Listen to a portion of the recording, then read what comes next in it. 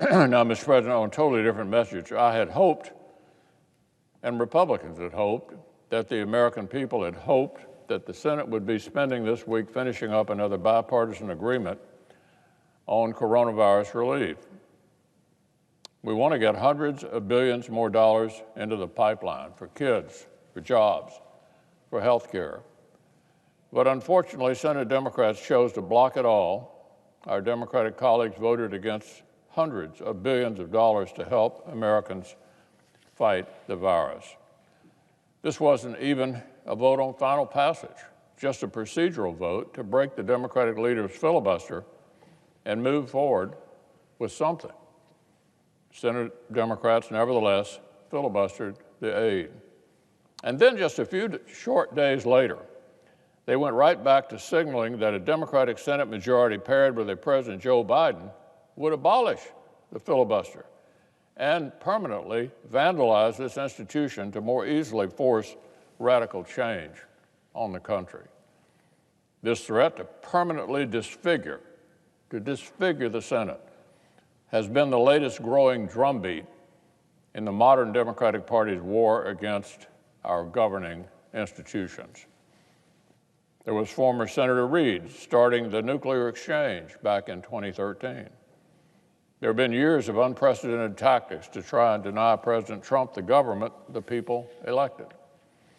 There's been the least fair, least thorough, and most rushed impeachment inquiry in modern history. And now, Mr. President, the most shameless hypocrisy. Senate Democrats happily used the filibuster to block coronavirus relief and Senator Tim Scott's police reform bill. At the very same time, they're conspiring to destroy that very tool so they can ram through their radical agenda if they ever win power.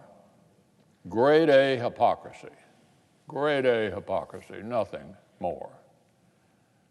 We've had former President Obama call for, quote, eliminating the filibuster, another Jim Crow relic. About 1 month after his party used it to kill Senator Tim Scott's police reform bill. We have some of former Vice President Biden's allies in the Senate daydreaming about ending the filibuster, even as they themselves used the filibuster to kill pandemic relief for working families. Democrats want completely different sets of rules depending on whether or not they hold power.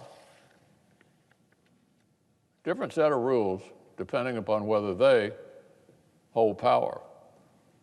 They want to assert minority rights when they have the minority and steamroll them if they get a majority.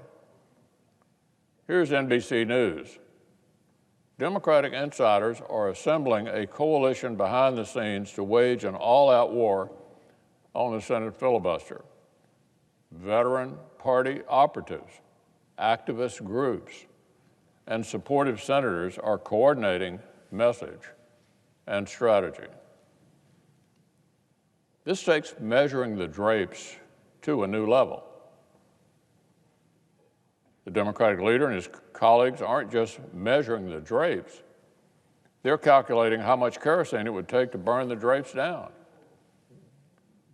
They aren't just threatening to pass radical policies like Medicare for none or the Green New Deal. No. The far left wants to hotwire democracy itself.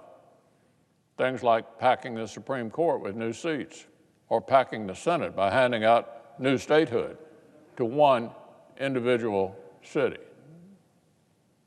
I said it a few months ago, today's Democrats have lost patience with playing by the rules and want to wage war on the rule book itself.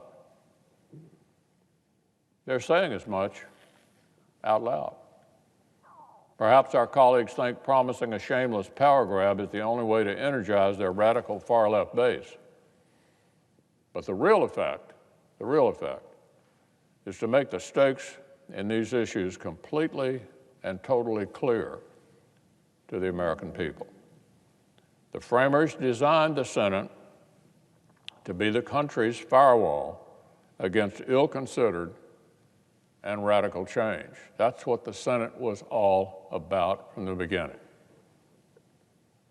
If our Democratic friends have concluded their worst ideas could never clear the high bar, if they think their ideas could never clear the high bar, it's their bad ideas that need to be scrapped, not the core checks and balances of our government.